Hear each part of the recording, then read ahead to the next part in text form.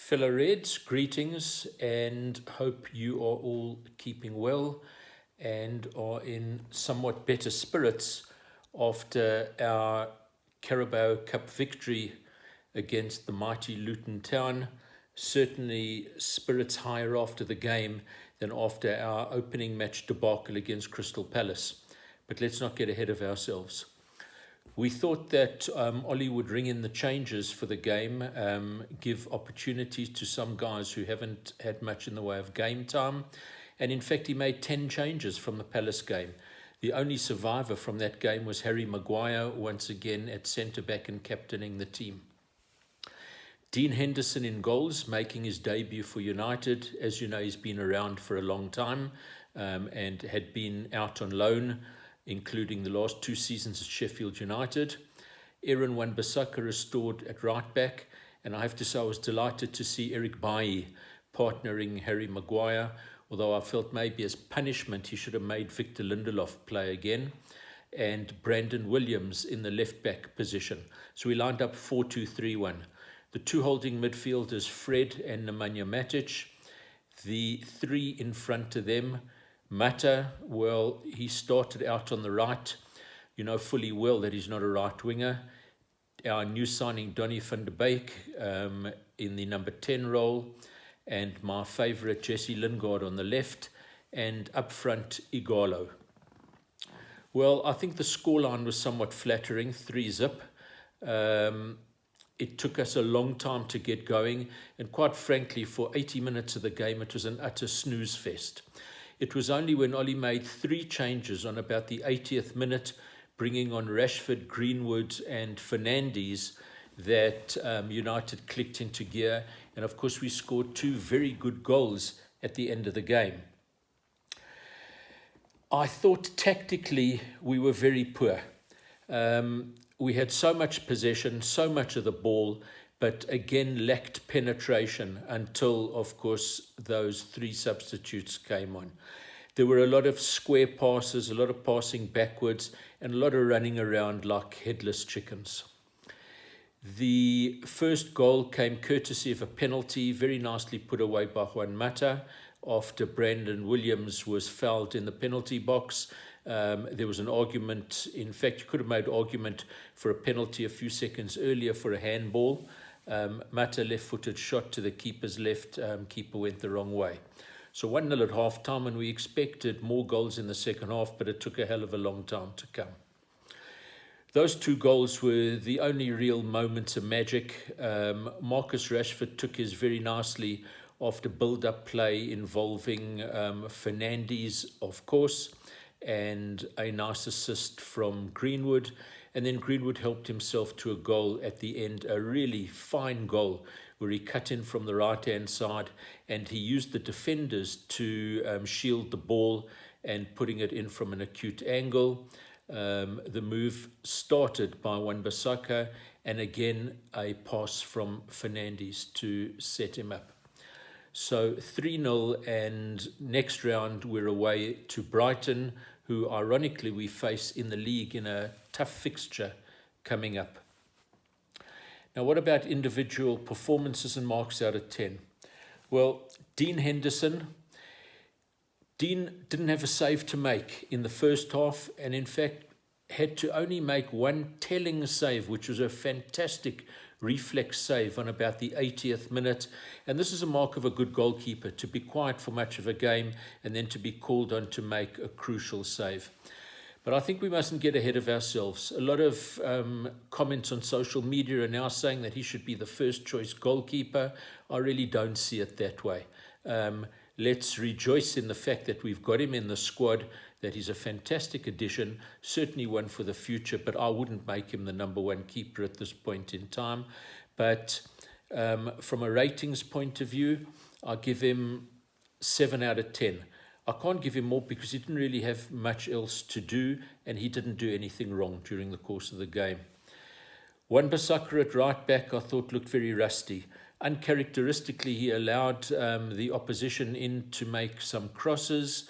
Not that great going forward, although he did try that manfully. And he gets a 5 for me.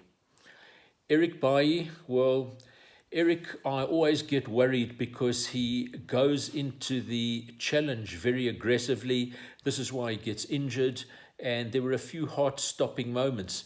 But he pulled off a fine clearance off the line. In fact, just after Henderson had made that save, he looked fairly composed. He can thread a pass. He can bring the ball out of defence. I thought he was our best defender on the night. He gets a 7 as well. Harry Maguire, a quiet night for him. Didn't really do much wrong. The one thing that I think Harry needs to brush up on is his attacking heading ability. He gets into such good positions in the opposition box, but his headers fly all over the place, and I'd like to see him working on that a little bit more. He gets a 6 out of 10. Brandon Williams, the kid is fearless. He's a raw talent. He gave the ball away a few times. He won us the penalty. He's not scared of anything. Not the complete article. And from what I can understand, naturally a right back, not a left back. But he really is a committed lad. I'll give him 6 out of 10 on the night. Our holding midfielders, well, Fred saw a hell of a lot of the ball, but for me, he ran around like a headless chicken. He didn't really create much, doesn't get into shooting positions particularly often. I give him on the night, you'll criticize me for this, but he gets a 5 from me.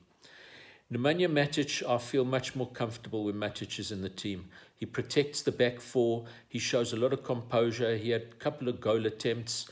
He gets a 7. Our 3 in front, Mata. I was very pleased to see that Mata played a kind of roaming role. He popped up all over the field, and the guy's got a sublime football brain. If only his legs carried him quicker. His legs really have gone. There's no pace in his game, but what a fine football brain. He had a couple of good goal attempts. He scored the penalty, and I think probably our man of the match on the night. He gets a 7 as well. Van der Beek, an interesting player. I'm looking forward to seeing a lot more of him. He's a very crafty player, a lot of one-touches.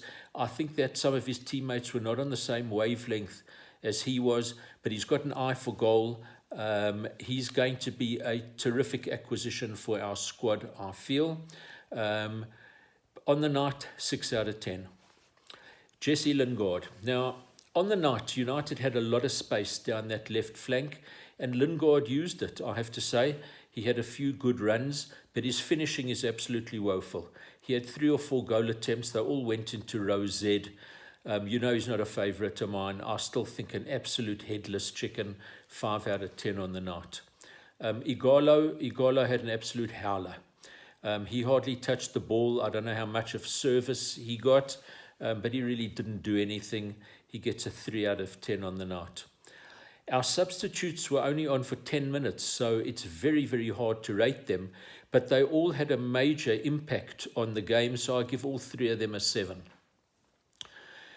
Our coach's performance on the night, Ole Solskjaer, I think tactically, again, he was found wanting. The game was an utter snooze fest for about 80 minutes. We couldn't break them down. Absolutely nothing going down our right flank until Greenwood came onto the field. And this is a serious concern for us. Hence all the talk about, I won't mention his name, coming for £108 million. Doesn't look like it's going to happen. I really would like us to sign a wide right player. I do feel, however, that if money is going to be spent, our priority should be at centre-back. But a right wing is urgently needed. So tactically, I thought poor, and Oli gets a 3 out of 10 on the night. Anyway, it's probably a step in the right direction because at least it's a win under our belt. We've got Brighton away on Saturday.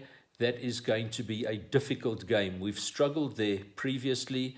They're looking pretty good. It'll be very interesting to see what the team selection is. Provided he's fit, I sincerely hope to see Eric Bailly lining up together with Maguire at centre-back. I expect Luke Shaw to be restored. I expect Wan-Bissaka to keep his place. And I think we'll see the reintroduction of the M men up front, Mason, Martial and Marcus, with Fernandes in midfield, and I really do hope that Matic starts that game as well. Anyway, it remains to be seen. I look forward to discussing this with you after that game, and please feel free to drop a few comments, constructive if possible, after this thread. Take care and all the best. Cheers.